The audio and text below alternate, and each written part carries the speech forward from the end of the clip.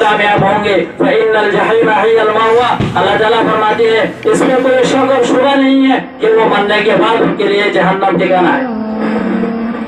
اگلی آیت میں اللہ تعالیٰ فرماتے ہیں وَأَمَّا مَنْ خَافَ مَقَامَ رَبِّهِ وَنَهَى النَّفْسَ عَنِ الْهَوَىٰ. اور تم یہ سمجھتے ہو جو اللہ کو ڈرتے ہیں, اللہ کے سامنے کھڑے ہونے کو ڈرتے ہیں اور اس ڈر کو دل میں رکھ کر گناہوں سے محفوظ رہتا ہے, گناہوں سے دور رہتا ہے, اللہ کے رضا والے کام کرتے ہیں, اللہ کے حکموں کو مانتے ہیں, نبی کے سنتوں کو اپناتے ہیں, نبی کے طریقوں کو اپناتے ہیں, تو وہ اور وہ جو اللہ کے حکم کے منکر ہیں وہ کبھی برابر ہو سکتے ہیں؟ نہیں نہیں نہیں. جو اللہ کو ڈرتے ہیں, اللہ کے سامنے کھڑا ہونے سے ڈرتے ہیں اور ڈر ڈر کے گناہوں سے بچتا ہے, فإن الجنت ہی المأوى. تم یہ مت سمجھو یہ اور یہ برابر ہے, نہ فإن الجنت ہی المأوى. اللہ تعالیٰ فرماتے ہیں بس ان کی موت ہے جو ان کو جنت سے روک کے رکھے ہیں, وہ مر جائے, وہ جب ان کی روح جسم سے نکل جائے تو ان کے ٹھکانہ جنت ہے.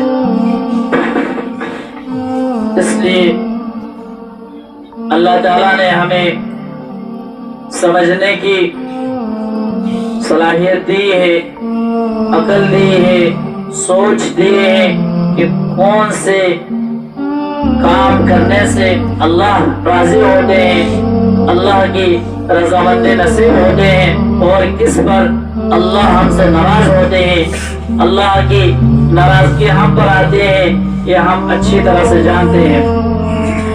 اس کو ہم فرق کر سکتے ہیں.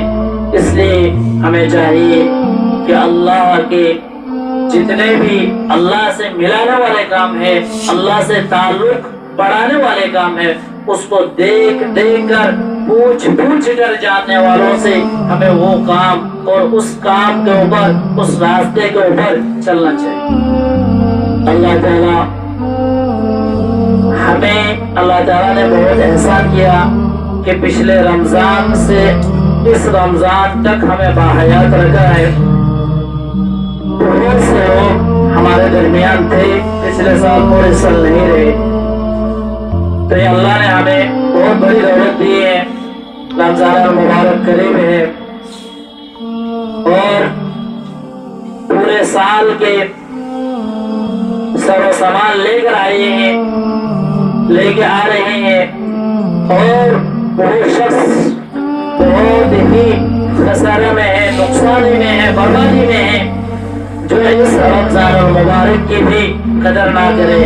پورے سال تو ہماری غفلت میں چلے جاتے ہیں, اگر اس رمضان المبارک میں بھی, بابرکت دنوں میں بھی اگر ہم روزوں سے دور رہے, نماز سے دور رہے, تو اللہ کی رحمت سے, اللہ کی مغفرت سے اور اللہ کی جنت سے بھی محروم ہو جائیں گے ہم.